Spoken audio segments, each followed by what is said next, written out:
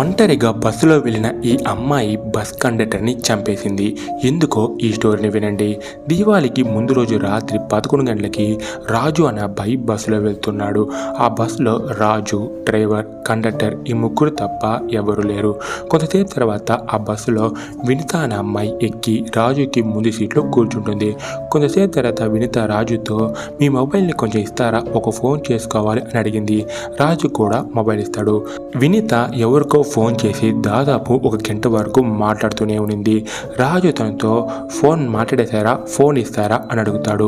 సడన్గా వినిత పిచ్చా నీకు, ఫోన్ మాట్లాడుతున్నాను కదా, వెయిట్ చెయ్యి అని అరుస్తుంది. రాజు టెన్షన్ పడి ఏంటి నీకు ఫోన్ ఇచ్చిన నేను పిచ్చోడినా అని తన దగ్గర నుండి మొబైల్ తీసుకోగా వినిత ఒక్కసారిగా తనని కొట్టడం స్టార్ట్ చేసింది. బస్ కండక్టర్ వీళ్ళ దగ్గరికి వచ్చి ఏం జరిగింది అని అనగా దానికి వినిత నువ్వెవరు అని తనని పచ్చిగా తిడుతుంది. దాంతో కోపంగా బస్ కండక్టర్ నిన్ను బస్సులో నుండి దింపేస్తా అని చెప్పగా వినిత నువ్వెవరు నన్ను దింపడానికి అని బస్ కండక్టర్ని బయటికి తోసి చంపేస్తుంది.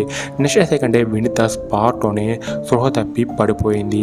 విషయం తెలుసుకున్న పోలీసులు స్పాట్కి వచ్చి ఆ అమ్మాయిని లేపి విచారించగా తను నాకు ఏం తెలీదు, బస్సు ఎక్కినంత వరకే నాకు గుర్తుంది అని చెప్పగా పోలీసులకి ఏమీ అర్థం కాలేదు. సరే అని పోలీసులు రాజుని ఆ అమ్మాయిని పోలీస్ స్టేషన్కి తీసుకొని వెళ్తూ ఉండగా వినిత మళ్ళీ పిచ్చి పట్టినట్లుగా అరిచి ఆ కారు నుండి పరిగెత్తడం స్టార్ట్ చేసింది. అప్పుడే వినిత ఒక్కసారిగా ఒక పొగ రూపంలో మాయమైపోయింది. ఇది చూసిన వీళ్ళందరికీ పెద్ద షాక్.